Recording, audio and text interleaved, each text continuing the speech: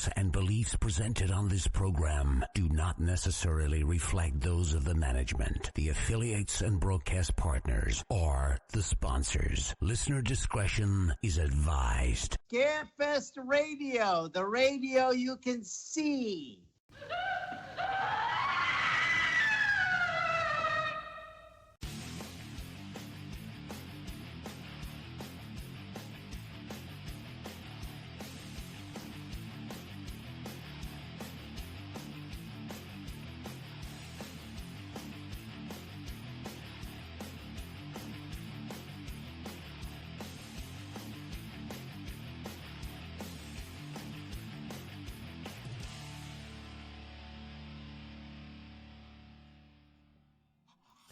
And hello and good evening, everyone, and welcome to Scarefest Television. I'm going to apologize because, we're back from Scarefest. My studio is halfway put. I didn't put the TV back up until today, so yeah, that's how kind of my week's gone. The original broadcast date, though, is 10/24/2025. Yes, Scarefest is behind us. Next week, well, actually 2 weeks from now, we're going to do our post-mortem episode. But I just want to let you know, I'm not hosting tonight. I'm just sitting in here because I have a case of the concrete. And rather than subject you to the surprisingly, I would rather not subject my loyal viewers, which I found out about at Scarefest. I had no idea so many of you watched, to my incessant blowing of my nose for an hour and the occasional cough. So what I've decided to do is have Barb and Joanna take on this episode all by their lonesome, except for me pushing buttons and reading commercials and that kind of good stuff. And because now, okay, I'm going to give you a story before I introduce him. We had him scheduled a month ago, and he couldn't do it because he actually had a paying job. And I can't begrudge a man for taking a goddamn job. Exactly. Yeah, without the job, he's just another dude. Yeah, but now this way, see, he's got a job. Steve Nappy is on tonight. Steve Nappy, who you will remember, we just all saw you a week ago. So we got that going for us. Joe reviews Alien Earth, and then that's the show, everybody. See you next week. Over to Barb. Hello, everybody. Hi, Steve. How you doing? Good. How are you tonight? Pretty good. I didn't get to meet you at Scarefest, so I tried to do the next best thing and go back to, and I tried to say this behind the scenes, but Wes was trying to get everything going. But so I went back and saw your video, your episode that you did with Wes from, I think it was 7-8 years ago or something. Oh, like yeah. That. It's been a while. Yeah. So I didn't realize it had been so long. Oh, but yeah. So I got quite a bit of information on there, so I kind of feel like I know you a little bit now. Okay. But what I wanted to ask you is, everyone has a story on how they got into the HorrorCon scene, but I don't know your story. Oh, well, mine's pretty easy because when your best friend is Kane Hodder, he got me in probably I think 4 or 5 of his movies, and of course all horror. So I was doing a little bit of acting before that. My first acting job ever was in the year 2000. When I went up to Toronto to become one of Jason's victims. That's when he choked the crap out of me, and I have a picture of it on my table that I signed. But ever since that, I had the acting bug. But I had like a real job. I worked for AT&T for 41 years, and I would say I got really serious with this about 15 years ago. So I had a wonderful supervisor. Anytime I had work on a show in New York or Jersey or a movie with Kane, she would just say, "No, I just take the time off and we'll cover for you." So it worked out great. And so you've done the stunt performing too, which I did. Yeah, I'm sorry. Yeah, a little bit. Oh no, I'm sorry. You go ahead. No, I did stunts. I actually doubled Kane in all 37. He was supposed to be in the back of an ambulance with a patient, but the other stunt man had to go back home for an emergency. So Kane replaced him as the driver, and I was in the back of the ambulance, shaking around. And of course, anybody who knows Kane doesn't make it easy. Rather than driving straight, he was like this, and I'm all over the back, slamming into the wall. He goes, Kane always says there's always a price to pay. So, and he was right. But that got me my first stunt job, and then I did stunts in a movie called Checkpoint. That we filmed in Wilmington, now Carolina. That was Thomas Churchill was the director. It was a good movie and a good experience. Well, with Kane, being that you guys are such good friends, the children's book that you put out was kind of partially inspired by you living on an island or something with Kane. Yes. I really want to know about that now. Okay. Well, Kane and I, both our parents got transferred out to an island called Kwajalein. It's in the Marshall Islands. It's halfway between Hawaii and Australia. So it's like 8,000 miles from here in Jersey. So I got there in 71. Kane was already there with his parents, and we met in high school. And, we just hit it off, and we stayed best friends since. We're best friends now for 54 years. I don't think I realized it. Well, yeah. Yeah, Because it had 54 been that years. long. That's But amazing. the book was based on, I made myself a little kid in the book who comes home from school, and my father said, we're moving to an island in the South Pacific. And of course, as a kid, I made it seem like I lost it. I started crying. I don't want to leave my family, my friends. So the book is about moving, and it makes kids see that if you do move away from your family and friends, there are other, you'll still meet other people and stuff like that. So Now was I don't know what that was. technology. Maybe a ghost, who knows? Now, was that pretty much one and done for you, or do you have ideas on other things, other topics you want to do for future books? Oh, I have another book in the works. So it's going to be a part 2 of the one I have out now. And I want to do a book on my chickens. Oh, Because kids love chickens. that's so cool.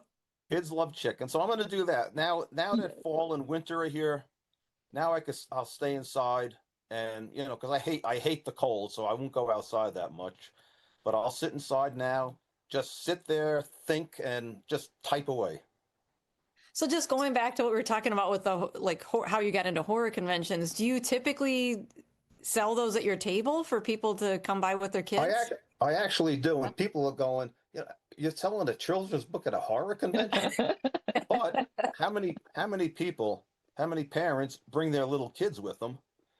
So they're looking at the pictures on the table, and they see this book and they go, oh, I didn't know you wrote a book. I said, yeah, and then they buy one. I usually, if a kid comes to the table with his parents, I'm good-hearted. I'll give them a book and just sign it.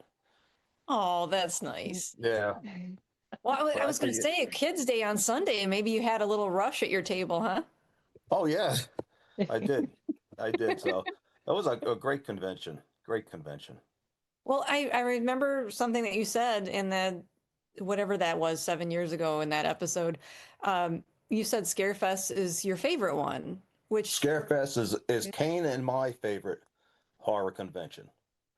We just love going there. You're all family to us, and we're family to you now. So it's great. It's actually great. I don't like October because it's fall. I'm a spring and summer guy.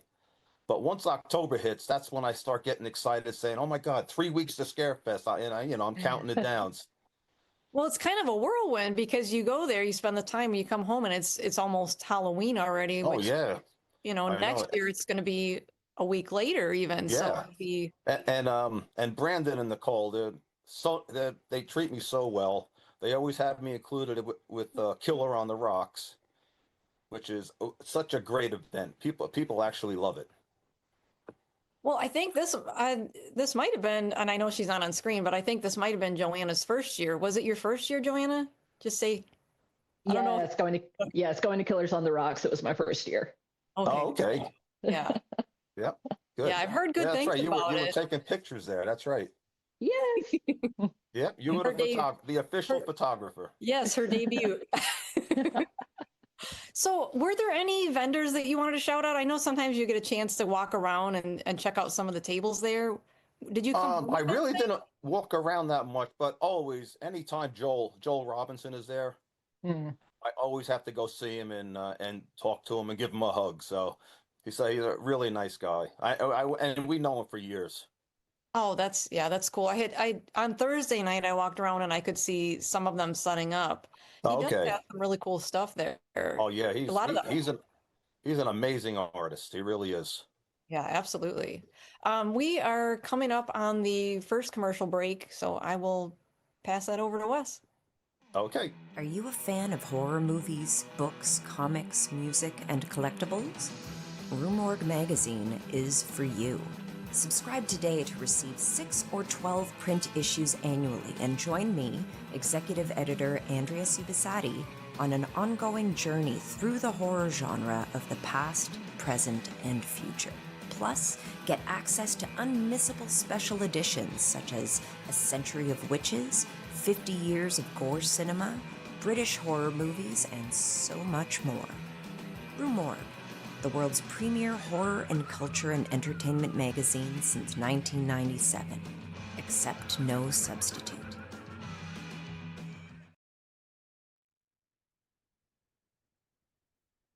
Good evening, Steve Nappy. Was that a good RA evening. impression? The RA impression, that's him. He always doesn't call me Steve. Steve, Nappy. Yes. You have to love RA. Who doesn't love RA? Oh, yes. We all love it when you guys are together. And later, I'm definitely going to ask about some of those antics. But first, Yep. yes, but first, let's business first.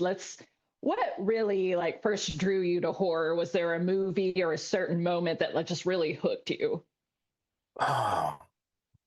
Well, I'm pretty old, so my horror movies were back in the 50s, 60s, like Frankenstein, Dracula, the Wolfman. But then, as we get older and older and the years fly by, you have such really good gory horror movies, which I like. You gotta love the blood and the guts and stuff. Indeed. So, with all the gore and the blood guts as a horror actor, how do you mentally prepare for those scenes that require genuine fear or panic? That's a good question. I just put myself, if I was a killer, what crazy things would I do? So it's hard to explain, but you get into that killer mode, and like Kane, he's always wants to kill. So even in real life, he wants to kill somebody, but uh, that's the way he is. It really seems like that sometimes. Oh, I know he does, but I think he's always kidding around and stuff like that. But yeah, it's I don't know. As an actor, you just put yourself into that. You just say to yourself, "Who's the craziest killer? What would he do? Can I be sort of like him? Not copy him, but." Okay, I like it. So when that was a hard question. That's a hard one to answer. Okay, I was like, okay, my bad. I do that sometimes. So yeah, No, you just say okay. no. Don't worry. You just say next. It's fine. Okay. All right. So once you're there in that super killer mode, do you find it hard to leave that energy behind once the cameras stop rolling? No, not really. Once the scene is over and we're out of our costume or wardrobe and makeup, I go back to my old normal self. Okay. So being horror acting, it kind of requires a different kind of vulnerability. How do you make sure it stays authentic rather than over the top? Next. No. I don't know. That's a hard question. Oh. That's a tough one to answer. I'm trying to put it in my head how I do it, but I don't know. Okay. All right. No worries. No worries. Okay, what about? I just become a different person, a different character. I'm not Steve Nappy any longer. Like in Death House, I was in Beachhead, which Mhm. means actually it means shithead on that island.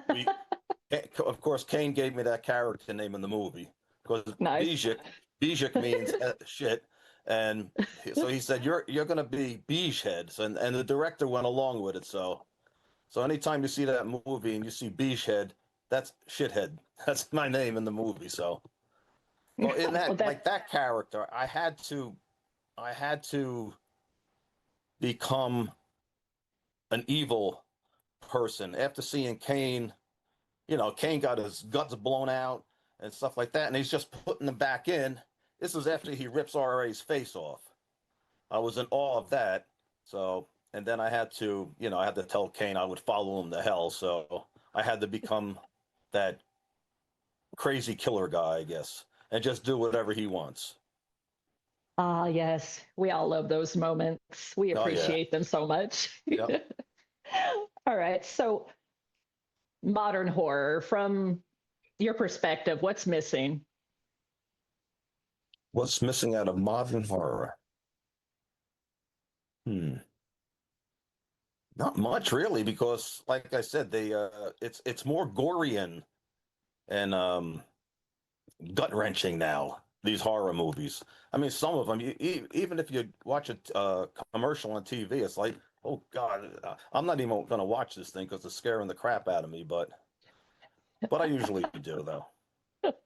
Right But I on. don't know. I mean, compared to the horror movies I used to watch as a kid, I mean, what Dracula, he would walk around and just bite somebody's neck, not rip their head off or stuff like that. So that's what makes the modern horror movie so great. Okay, yeah, Like the more gore, the better. I agree. Yes. Oh yeah, definitely. So let's talk about fear itself. What are you scared of, Steve? Oh, I used to be scared of dying, and now that I'm up there in age, I'm 71 now, and you think about it a lot. You really do. But you know, I'm into the paranormal. I've seen spirits. I've seen just crazy things. So I know even if I die, I'm coming back. And I'm going to haunt some people like you wouldn't believe. So, Hell yeah. I oh hope you yeah. play some jokes on him too. Yep. But I'm really not, I used to be afraid of a lot of things in my younger days. But as you get older, some of those fears go away. Yeah, I get that totally. Yep. Like I was a nice guy. Even Kane called me. He gave me a nickname, Steve Too Nice Nappy. But I'm telling you, once I hit my mid 60s and stuff, people piss me off like you wouldn't believe, and I'll go right up to their face and tell them. So Oh, good. Yeah, I like I had a that. guy when I was leaving the gym right before Scarefest. I was backing out, and all of a sudden I hear boom on my car. Guy hits my car with his hand. He sees me backing out, but he's walking behind. He still walks behind my car, and he's yelling at me. I won't say what he said on here, but he's you effing asshole and stuff like that. So I followed him to the store he was going to, and I'm actually going there to be a nice guy and say, hey, listen, sorry I didn't see you. But he continued to call me that. So I just got done working out and had a tank top on. So I had a nice pump. So I got out of the Yes. car and he walked into a store and the store door was open. So I'm looking and I'm going, hey, you, come out here. I want to talk to you. And he's looking at me and going, I'm not talking to you. You're not worth it. I said, yeah. And I won't tell you, I can't say the words I called him, but because I wanted him to come out so bad. You try to be a nice guy and people cursing at you. Oh I don't even. yeah. Yep. Yeah. Well, I'm glad you stuck up for yourself and nothing bad happened. Yeah, and I told this to Kane at Scarefest. He goes, "Who the hell are you?" He goes, that doesn't sound like you. I changed with my age, so. Hell yeah. But I'm still a nice guy. I still try to be a nice guy, though. Oh yeah, you're a nice guy until, somebody gives you a reason not to be, correct? Exactly. Exactly.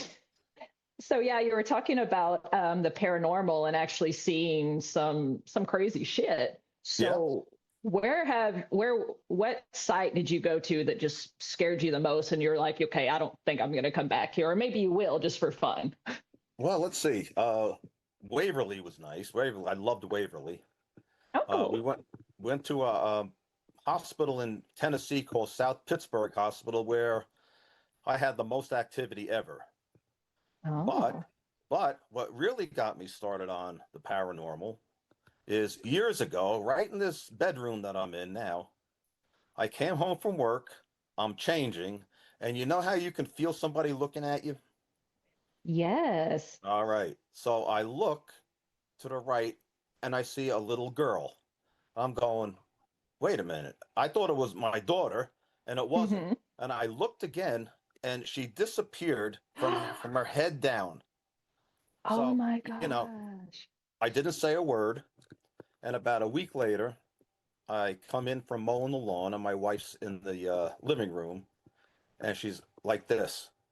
I said, Oh. I'm going, Barbara, what's wrong? She goes, I just saw a little girl walk past me, and it wasn't our daughter. So I told her what, and I didn't want to tell her and the kids because, they wouldn't want to be here anymore. So it Right. lasted about a month. I would see her a couple of times a day. And I think what happened was um, before we saw her, I was converting the attic to a bedroom, and Mm-hmm. we were lifting up the old floorboards, and underneath the floorboard was a doll. So I'm thinking that was where she went up to play, and I disturbed her spirit. So, Oh, wow. but eventually Okay. she left, and I know people think I'm nuts, but I still see things in my house that actually walk past me and go through a wall. I'm not high, I'm not drunk, but it really happens. Oh, wow. So Yes. I don't know. I, Maybe it's a passageway up to heaven or down to hell. I don't know, but I'll find out one day. Indeed. But I think you're crazy, but we still love you. Oh, thank you. I did see my dog, and Oh. I did see my one of my chickens that passed away in April.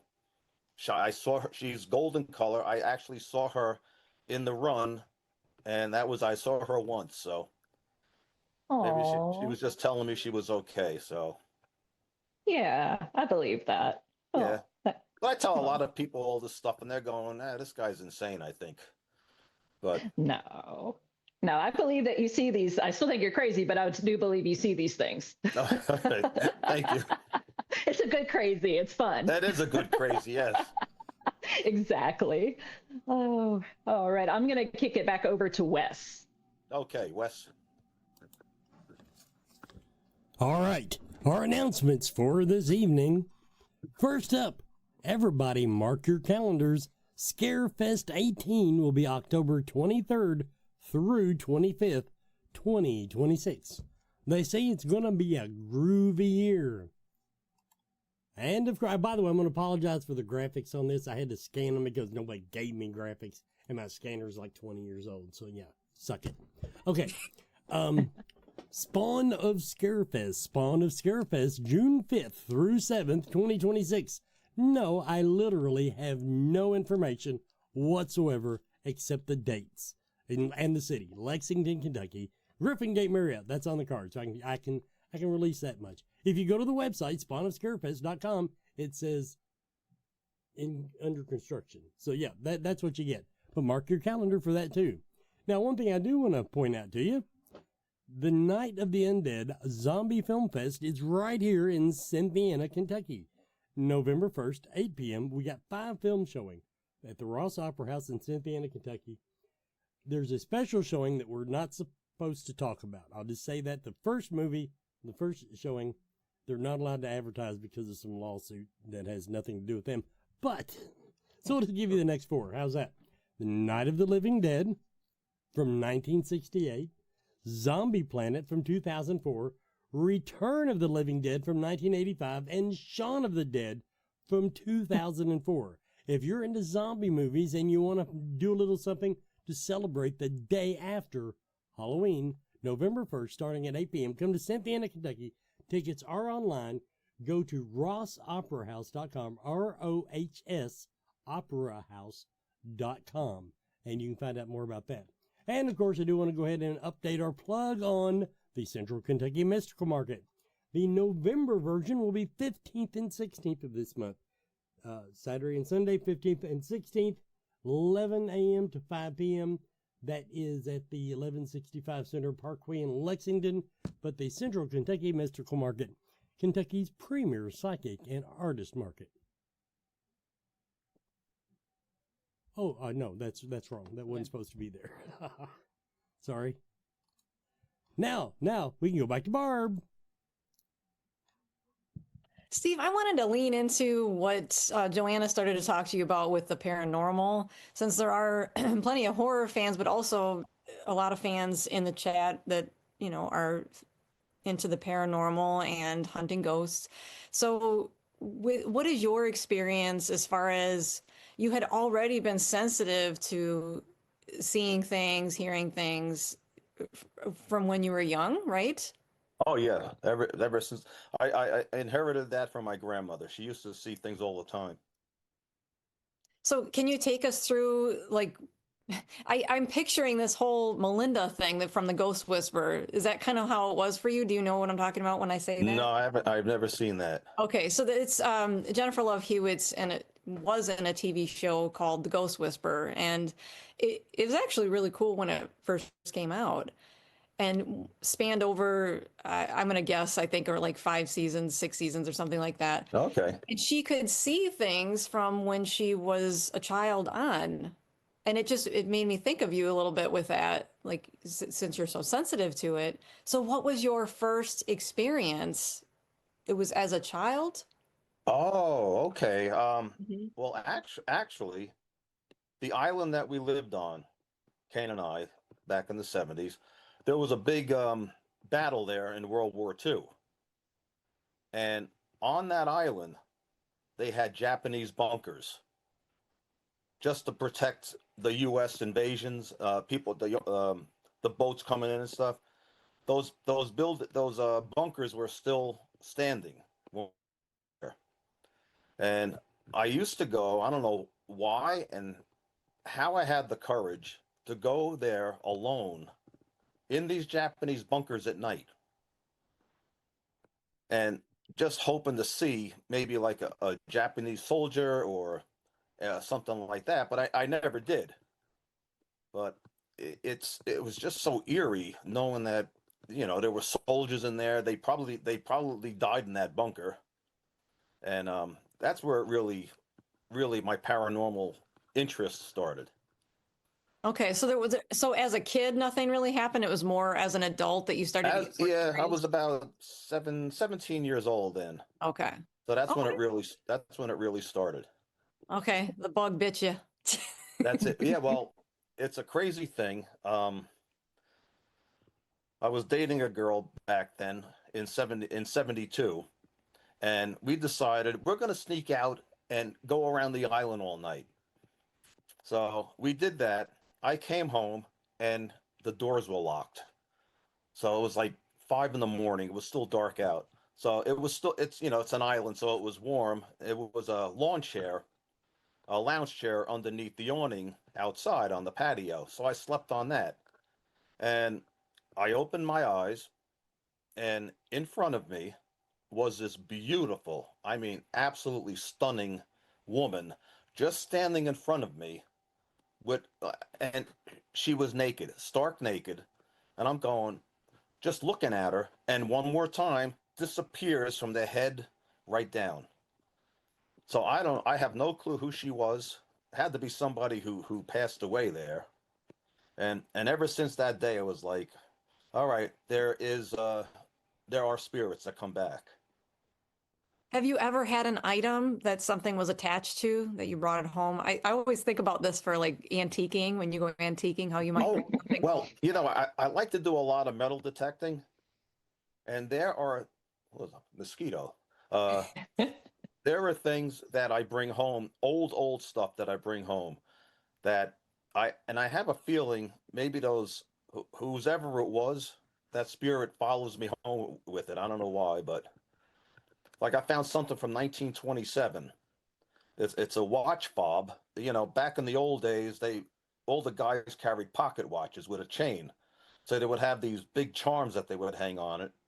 And I found one from 1927, and I brought it in, and I left it on my dresser, and it's like, whoever owned this, I wonder if their spirit follows me home with it. Yeah, I mean it's always a possibility. I feel like, Oh yeah. even thinking about Friday the 13th, the TV series. Were you ever into that as well, or no? Do you remember that when that What's came that? out? It was Friday the 13th, the TV series. Joanna knows what I'm talking about, I think. Oh no, I haven't. I've never Yeah. seen that. I do. All these, it's kind of odd because it wasn't necessarily a lot to do with Friday. It wasn't like Jason Voorhees, Mhm. but it was all these items that Oh, they were okay. trying to go back and collect that were out in other people's possessions that it shouldn't have been, almost like haunted, right, Joanna? Oh, Am I Yeah, remembering this right? And you so are. I don't know. That's kind of cool thinking about. I think it was back in the 80s that it came oh, out, 80s or early to- 90s. I'll have to check that out. Yeah, it's oh gosh, I can't think of her name now, but eh, she's another one that we would love to see at horror conventions. She was like the main character in it, but I forget what the story is, but she's like loaded. She would Oh, never come wow. to never come to a convention. Wouldn't need to, Oh, uh, but yeah, it was kind of a cool show talking about attachments to things and oh yeah, yeah. yeah. So but yeah, so going back into now your time with the guys ghost hunting, were there times that you felt something, but it maybe didn't so much register on the equipment, or did you guys use equipment? I didn't watch the show, I'm sorry, but I was just Here's a curious. good story. We went to a place called Sloss, Sloss Furnaces. Mm, I think it was a big metal melting factory. They made metal girders and all that stuff, and a lot of people died there. From they fall into the hot stoves or whatever. right. So it was me, Kane, and Rick McCollum with Hollywood Ghost Hunters. I don't know if RA was there. I can't remember. It was a while ago.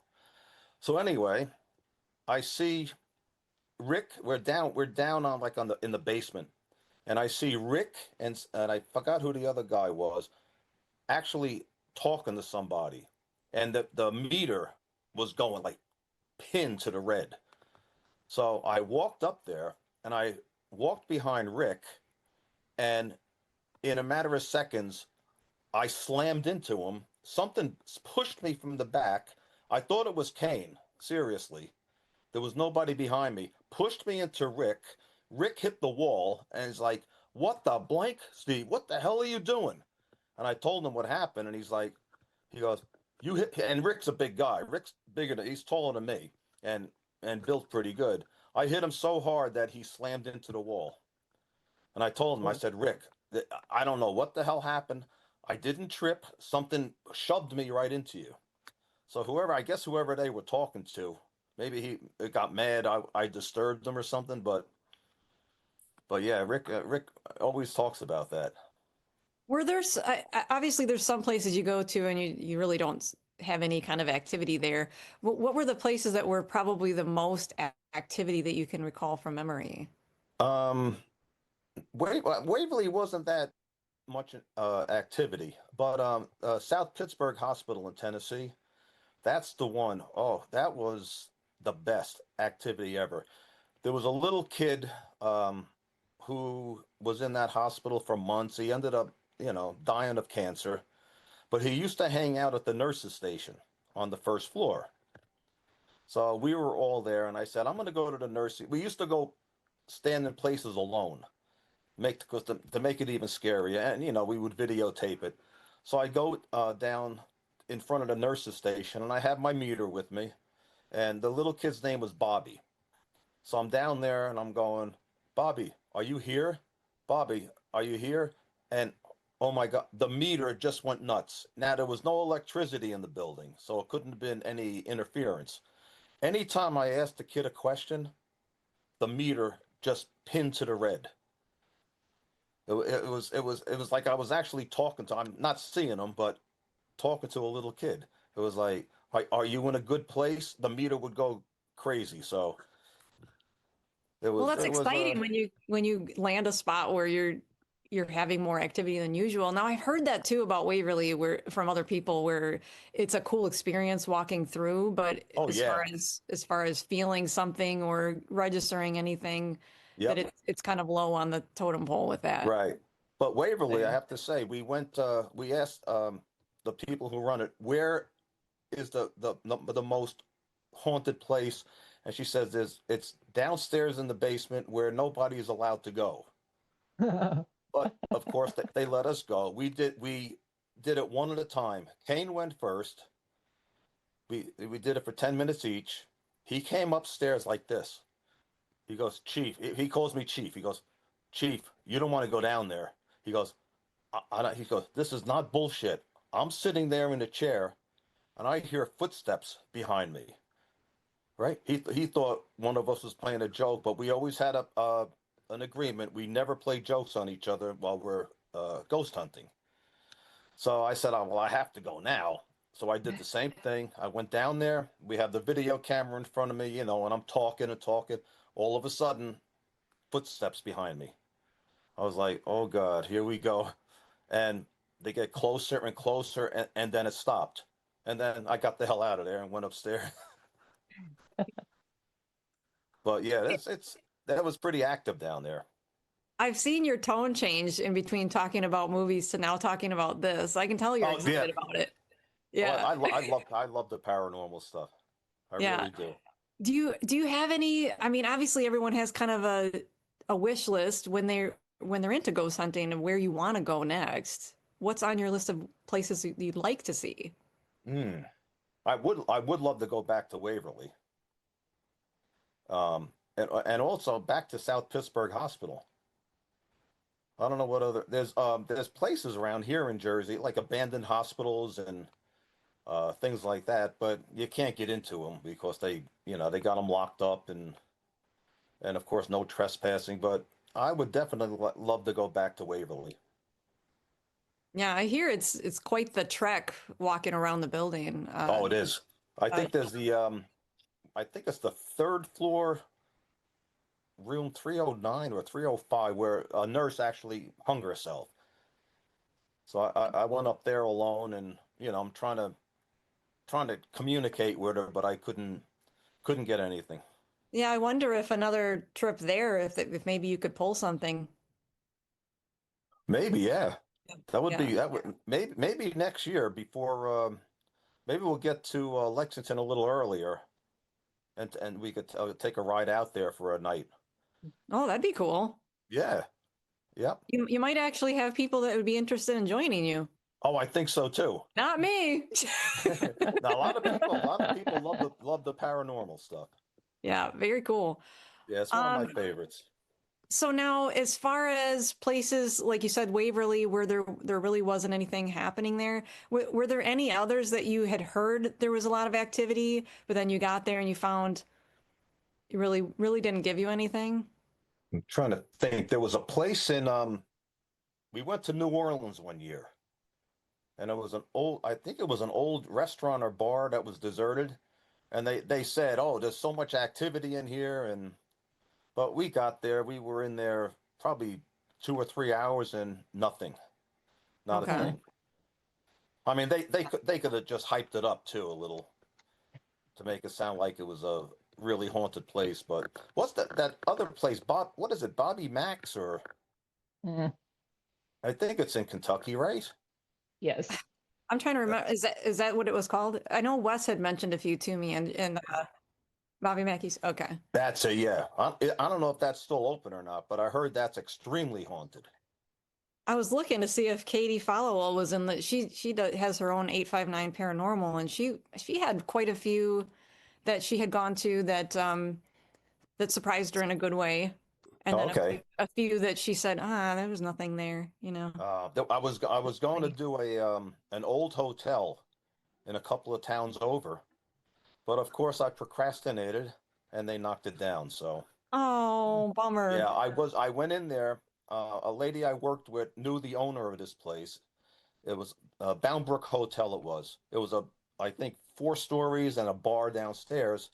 So we went there one day, and the guy took me around, and he took me downstairs into the basement and said, there are actually 2 people buried under the cement from the Civil War. They said they used it as a hospital, and they said the workers would not go down there to go get food and bring it up because there was always a guy in a Confederate hat standing at the door. Okay, well, that's not alarming at all.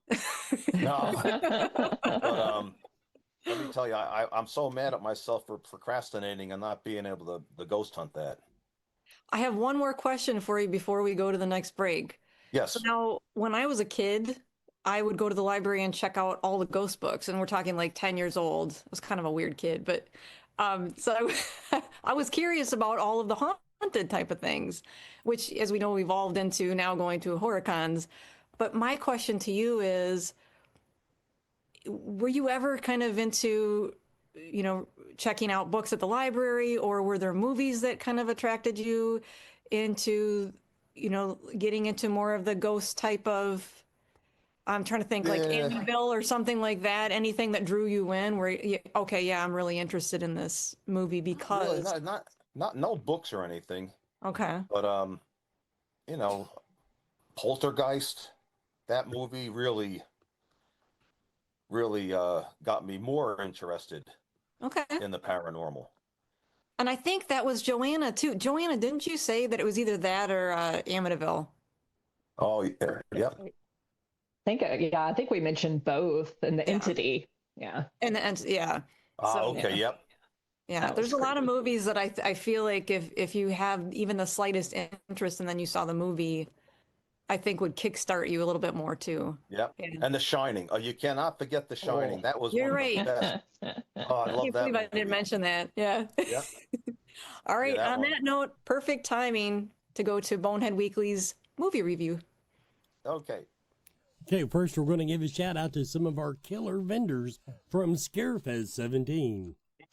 Stephen Luros Holiday, artist.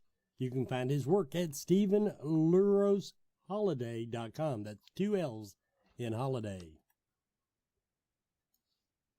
The White Tree. The White Tree has distinctive laser cut creations that celebrate the horror genre. STL Brick Fanatics. Horror genre and pop culture mini figurines. You can find them online at stlbrickfanatics.com. There's always wind chimes. Horror-themed sun catchers and wind chimes. Smoky Mountain Greenery and Oddities, where nature meets the macabre. SmokyMountainGreenery.com.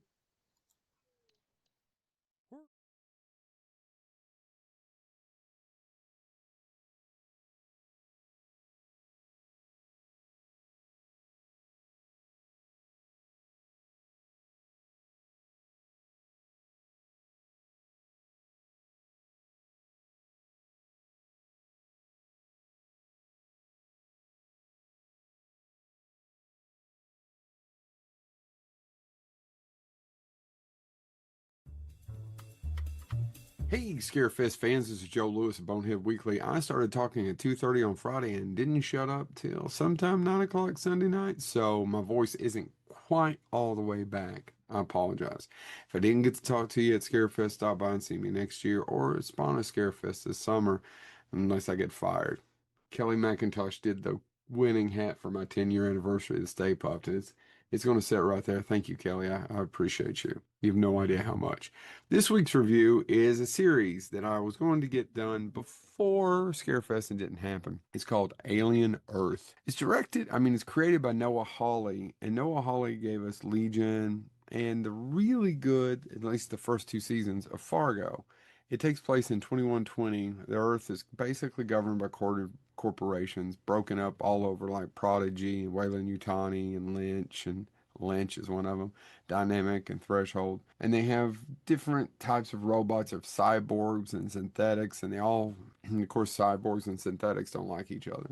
The Prodigy Corporation, I guess, has figured out a way to make hybrids, and this is where they call them Wendy and the Lost Boys. So basically, they take these children who we assume are sick or dying, and they put them into these android bodies. So they have consciousness of a human, but they're in an android body, and they are immortal. So Wayland Yutani has a spaceship that collides into the city, and in that spaceship is a bunch of experiments, and you know where this is going to go, right? Some of them, maybe an alien egg or two. Some of the other ones are new, just aliens that we've never seen before. The show isn't bad. There's several scenes in it I enjoyed. Timothy Oliphant's probably the most famous person in it, and he plays a guy named Kirsch, who's a synthetic. Sydney Chandler plays Wendy, kind of the lead. Some of these people I didn't know. The most interesting thing about the show to me isn't the beast, isn't the alien. The most interesting thing about the show is the synthetics and the new aliens that we discover in that ship. And part of it, the first few episodes I really liked. Then as it went on, there's just something that doesn't work for me. A good friend of mine posted a review going, there will be a scene where it has one of the creativest things I've always wanted to see happen with an alien. And then in the same scene, it'll be one of the dumbest things you've ever seen happen with an alien. And I think that's right. Like, why does the creature attack this one and not this one? There's just so many things to poke holes in it. I never watched Legion, but I liked Fargo. So Noah Hawley can do no wrong. I did enjoy most of it. It's only 8 episodes, so it's not a huge commitment. I tell you, the big complaint I have is that it ends kind of on a cliffhanger, like you're expecting a season 2. And I know everybody's like, well, what do you expect, Joe? It's television. I get it. But it'd been really nice to just have a wrapped up season 1. And maybe they have a really good idea. I don't know. But the most interesting thing about this show to me is the synthetics and the cyborgs and the other new aliens. There's an eyeball alien that's really kind of cool. Don't care for the guy that plays the leader of Prodigy, the genius boy. But there's a lot of Easter eggs for everyone. But is it good? Yeah. If you have Hulu, check it out. It doesn't suck. It's just not. I had high hopes. See the alien behind me and the poster? I love Alien. My one sheet's right there. So if I didn't get a chance to talk to you at Scarefest, I'm so sorry. Maybe next time. Always add me on the socials. Thank you so much for giving me one of the 10 best years. I can't thank you enough. This has been Joe Lewis of Bonehead Weekly. I'll see you soon.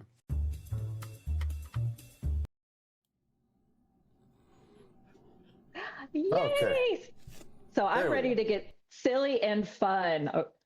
I want to hear about some of the best Steve, R.A., and Kane banter. Like most of them with Kane, of course.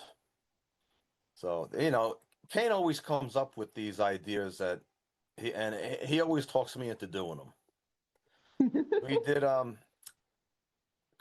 wasn't at this one convention we did in New Jersey New Jersey last year.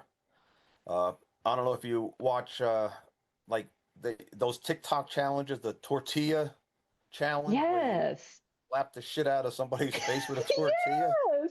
So Kane talked me into doing that, along with Mike Aloisi, who was our publisher for our books, and he's a great author. And it was me, Kane, and Mike. So after the convention, we did that. So I was the first to go, and Kane took a tortilla. Mike has it filmed. I have to show it to you one day. I'm Yes. sitting down on the chair, and bam! Now you get hit with a tortilla. They're not that light, but it didn't hurt. It was just more of the shock. Yeah. So he did that to me, and my face is all red. Then it was my turn. I really nailed him, and he's like in a Rocky movie, the slow motion punch where they go, that was Kane. And then we did it to Mike too. But the best thing was, of course, Kane came up with this. He goes, let's snort bourbon. Oh my gosh. Holy shit. Do not ever snort bourbon. We put I put a little bit in a soda cap, and we were at our table doing this, and everybody's around looking at us. So I took the straw and inhaled the bourbon. It was the worst. It felt like somebody put my whole head on fire. Oh my gosh. Yeah, my eyes were tearing, my nose running, all up here was burning, and it lasted for hours. Oh no. And so, of course, Kane goes, oh, screw that. I'm not doing it. I said, you're doing it. I did it. You're doing it. So he did it, and the same thing. You can just imagine Kane snorting that and like, oh shit! It was the best. It was great. So yeah, that's some of the things he gets me involved with. Oh, I love that. So we have to do that with RA next Scarefest though. Yes, I think we should, and definitely film it. We're gonna make it. Yeah, let's an event perfect. And I could just hear him, Steve Nappy, I'm not doing that. Oh, So you better. Though. I agree. Yeah, but we used to get in a lot of trouble, even in our teenage days and stuff on the island. Not fights, but I saved Kane's ass. I don't know how many times, and he always tells everybody, if it wasn't for Steve, I probably wouldn't be here. Oh. Because he was a little he was an instigator back then. I'm not surprised. Oh yeah, he would get people so pissed off at him, they just wanted to kill him. So, and I was like, I think you better stop. When one night he was horsing around with a guy, walking past him, so the guy got pissed off and took a swing at him and just like blazed his So Kane took a swing at him and he missed him, and the guy started doing all this karate stuff, and he goes, "You wait here. I'm going upstairs. I'll be right back." They had bachelor quarters where we were, and if you weren't married, you had to stay at the bachelor quarters. Okay. So Kane goes, "I'll be here," and I looked at Kane. I said, "You think that's smart? You don't think he's going up there to get 5 of his friends to come down and kick our ass, and maybe with weapons?" And he's like, "Oh shit, yeah, I never thought about that. Let's get out of here." But that was one of the many times. Love that.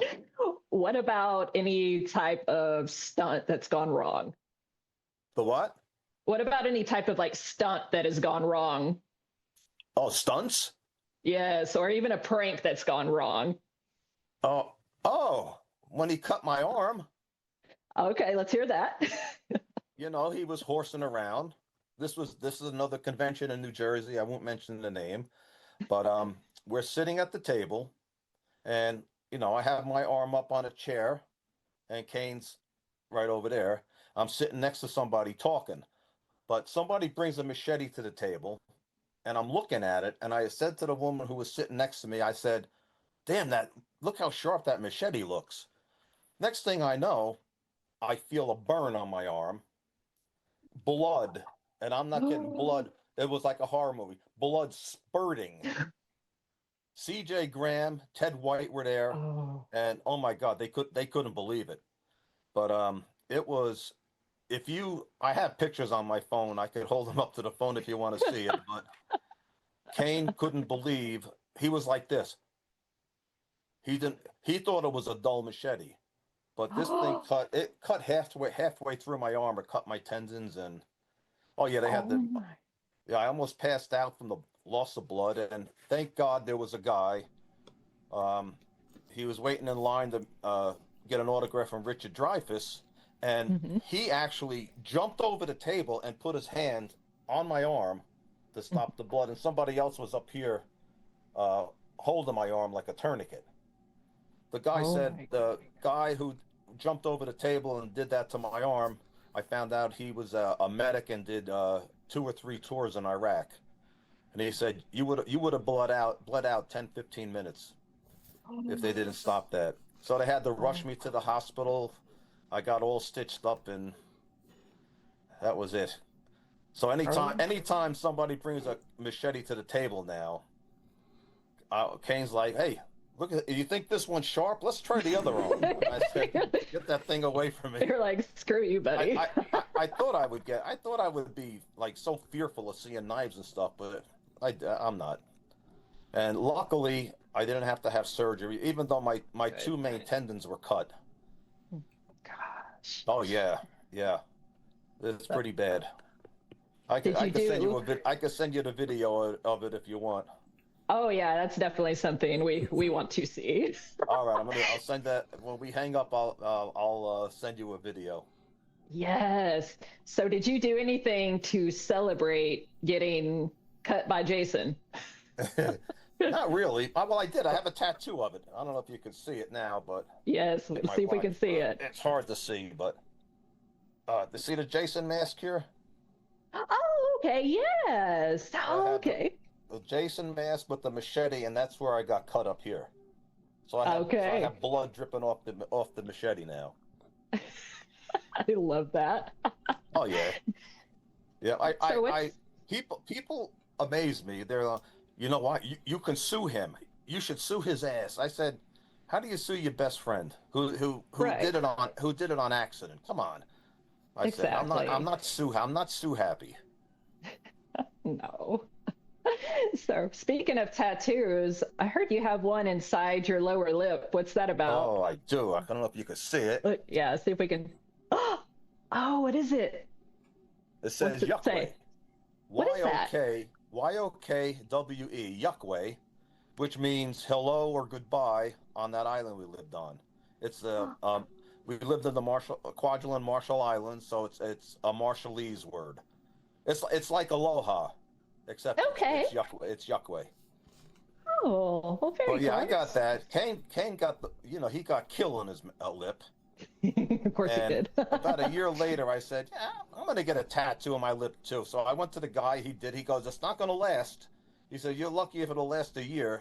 And this has got to be 15, 20 years ago I got this. And it's still in good shape. And I say it still looks good.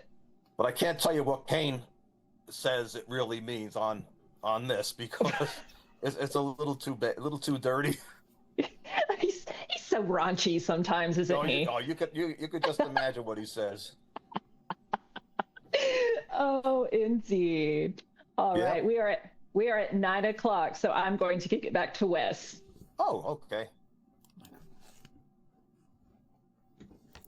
Okay, everybody. Next week, I want you to tune in for our special Halloween episode. We're going to attempt to do a call-in episode. Phone in with your personal ghost, cryptid, UFO, any weird story you got. We'll give the number out that night, and we will see you next week. Happy Halloween. Hey, thank you, Wes. Thank you.